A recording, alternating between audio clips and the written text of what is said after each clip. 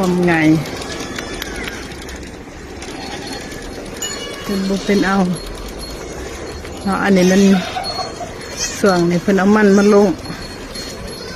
สนัดเลย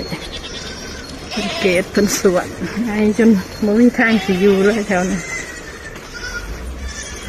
หมอกซ้ำหมอกย่ำหนาว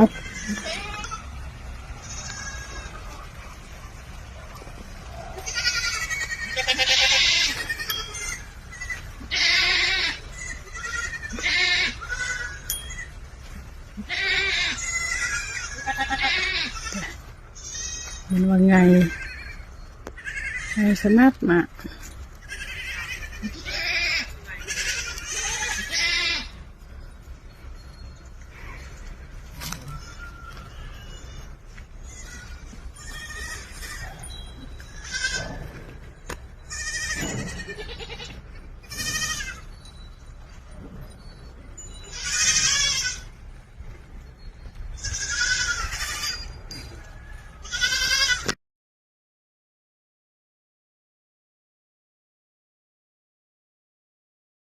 เบิ่งเด้อกันนำเลยเบิ่งซอยเบิ่งแย่งประชาชนที่เป็นแนวนี่ตายละอยู่ได้บ่เด้บริษัทเก็บกู้หักซื้อมันต้นเพิ่นเนี่ยจะมาเฮ็ดนักหน่วงแท้ไงกลุ่มบ่ทิเบิดแดนเนาะบางทีงานสร้างประชาชนบ่ได้เป็นเอาเลยได้สิอยู่ได้แนวนี่กวาดเงินแต่ละมื้อนอนอยู่กับขี้ฝุ่นอีหลีตายละเบิ่งพุ่นกวดเฮือนเนาะสิไว้บนแนวนี่มีแต่ว่าตายถิ่มแต่เฮานี่เป็นปอดเบิดละเนาะปีกายนี่ว่าห้องคอไปซอยก็เฮ็ดได้แต่เอาผ้ากั่งเคี้ยวหันขึ้นเนาะมันสิไปกั่งอยู่จังได๋ตากล้านมั่นขนส่งอยู่เนาะตายละเสนอปีกายนี่หอดขัน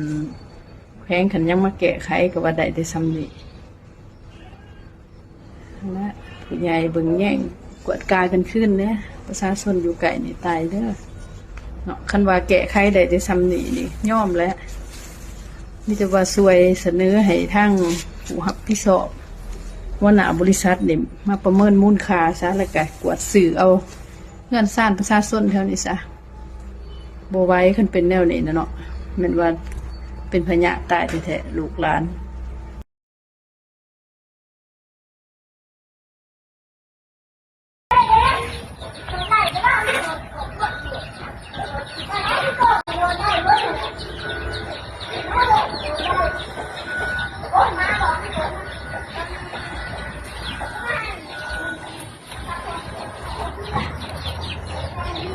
ก็จะขายเอา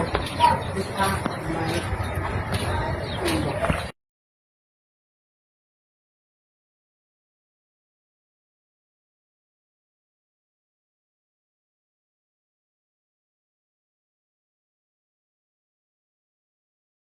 วอนแล้วผู้หน่วยงานที่เกี่ยวข้องเนาะก็จะตั้งเทิงๆสวยแน่ประชาชนเนี่ยอยู่ไกลโรงงานล้านมันต้นร้านเก็บสื่อมันต้นโรงงานดาฟีเก่าลักสิบเมืองบาดเจียงเนี่ยบาดลมซักเนี่ยเบื้องที่ขี้ฝุ่นปัดแต่ละแรงเนาะหนาโต๊ะหนาตั้งเงื่อนซ่านเนี่ยบริเป็นเอายางจนบ่ได้เนาะเป็นขี้ฝุ่นปัดแต่ละมือจึงได้เขาสิอยู่ได้แนวนี้เป็นปอดตายละอีต้นลูกเต่าไปอยู่ได้บ่ย่างจนบ่เป็นเอาเงื่อนซ่านน่ะนี่เบิ่งปัดสนคนขั้วเบิ่งติเป็นกองโลกอยู่แต่ละมือนาโต๊ะนาตั้งบนเฮ็ดอยู่กินถั่วสร้างบวงจองบ่ได้เป็นเอาจักอันเลยเนาะบางหนึ่งนี่มันเขตหลังบ้านเนาะอันนี้มันหน้าบ้านได้เนี่ยบางที่ระเบียงหน้าบ้านเนาะก็คือเงื่อนซ่านนี่บ่ได้เป็นเอาเลยอยู่เป็นห้องอยู่ห้องนอนมันซ้ำว่าอยู่กับขี้ฝุ่นขี้ฝอยเบิ่งพุ่นน่ะแต่ละมือโอ้ยบ่เป็นเอาจักสิเฮ็ดแนวใดแหละแนวนี้มาเฮ็ดแนวนี้ก็ตายติประชาชนน่ะ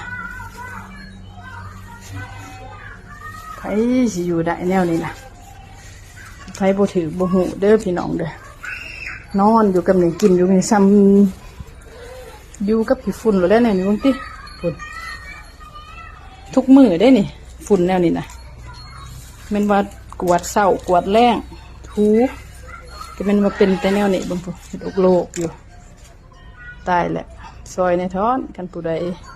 ผู้รักผู้ใหญ่เบิ่งเนี่ยที่ประชาชนเนาะบ่ได้ที่เป็นแนวนี้ตายถิ่ม